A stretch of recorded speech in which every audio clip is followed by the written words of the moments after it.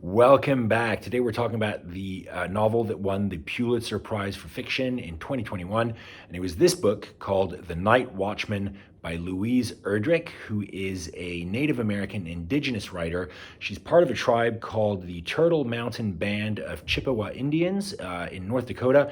And this novel talks about that tribe. It's in fact a true story based on her grandfather's story, who is the chairman of this tribal council in the 1950s, where the novel is set.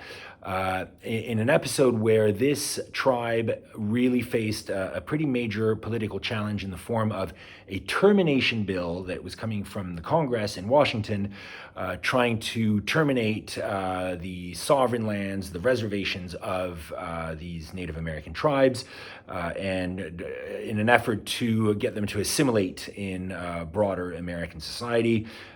Which of course would have been quite destructive of their culture and their sovereign territory. So very interesting that this was in fact a true story.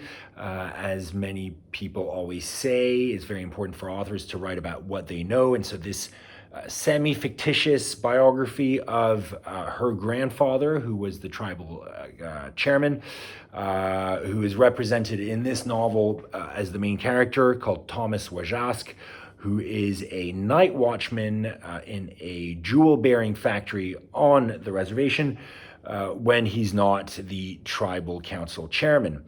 The book has a very, very slow start. It really took about 90 pages for any clarity as to where the plot was going, what was going to be important, what was this about really.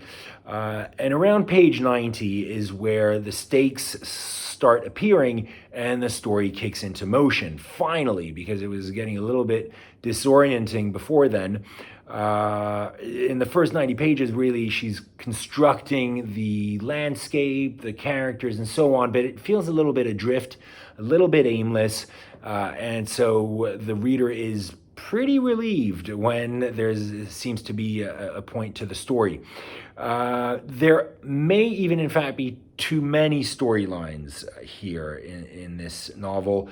As we follow various characters and they go down various avenues and various themes, you get a feeling that you're not quite sure which direction this book's going to be, what kind of book it's going to be. Is it a whodunit? Because there is a character that disappears, and so they're all looking for that character? Or is it a book of coming of age because there's a young teenager who's trying to become a boxer, and you think that's maybe the direction of the novel?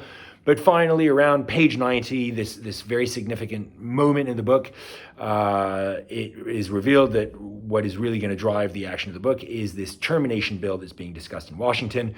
And this tribe is going to organize a defense against this bill, which is being sponsored by an ultra-conservative Mormon senator from Utah.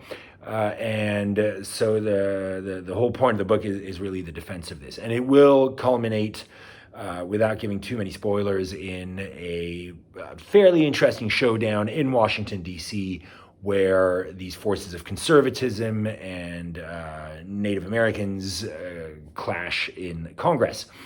It's interesting that the book is set in the 1950s, and yet there's very little in there that really stands out as an icon of the 1950s. It's strange. It's hard to describe, but there's very little to actually tell you it's set in that date. And that's because I think the author is deliberately not painting a strong picture of Western society and Western codes and things that we necessarily identify with the 1950s, and instead prefers to really focus on painting things that are important to the tribe, and things like the tribal traditions, the values, the lore, the oral history and mythology of the tribe, as well as a significant injection of magic. There's a lot of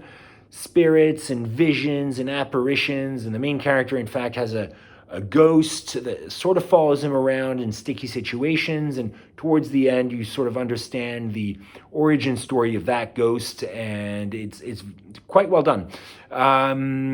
Overall, I liked the book. I thought it was pretty strong. It's very well crafted. I did struggle through it at times, especially at the beginning, and there were other times where I thought I didn't really understand how these different storylines were going to connect necessarily, and they are tied up.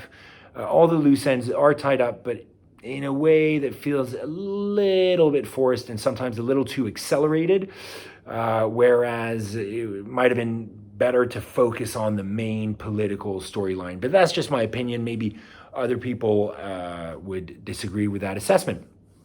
So overall, it's nice to see a book by a Native American indigenous author get so much recognition, even, or rather, especially in the current context where last year in British Columbia and Canada, there was some mass graves discovered at the Kamloops School, which was a school that the Canadian government had established to try and force young Indigenous kids, teens, to assimilate to Western codes, Western culture, and so on, and try and eradicate their culture and their language.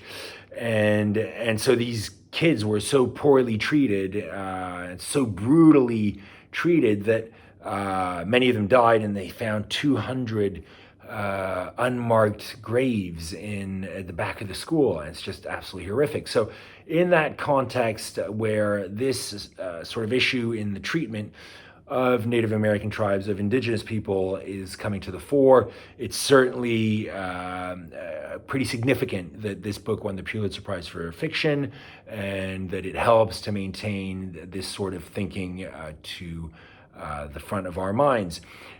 I'm reminded when I read this book of another book that I read about 5 years ago, which I really, really enjoyed, about the history of these tribes, of Native American tribes across the United States, who were completely decimated in the 18th and 19th and early 20th century by the white man, by Western settlers. And this book that I read was called Bury My Heart at Wounded Knee by D. Brown. It's sort of a classic of the historical injustices and terrible mistreatment of these tribes in the U.S. It's an absolutely deplorable tale of betrayal, broken promises, and I really, really recommend it. I learned a lot from that book with regard to that history. And so in that sense, this book is, let's say, the tail end of that long litany of terrible behavior by the United States and Canadian governments with regard to the treatment of these tribes. And so I enjoyed the novel. It certainly brought forth these issues that I first encountered with that book, Bury My Heart at Wounded Knee. And yet, from a very stylistic, artistic point of view, I didn't necessarily adore the book. I had read a previous book by Louise Erdrich called The Roundhouse, which was also about indigenous tribes. And it was a sort of murder mystery of sorts with teenagers trying to figure out a brutal murder of Native American people. So yeah, a pretty good book. Not my favorite, but if you're interested in learning more about Native American or indigenous tribes in the United States, then Louise Erdrich is a very, very strong author and prolific author with regard to that subject matter, and a very authentic author, as she is herself a member of that tribe, of the Turtle Mound Band of Chippewa Indians. So I'd love to hear from you if anybody's read it, what you thought of it, if you thought it was interesting, or if you have any other references, literary references, fiction or nonfiction, on the subject of Native Americans. I'd be very, very interested to hear your thoughts and comments on that subject. Thanks a lot.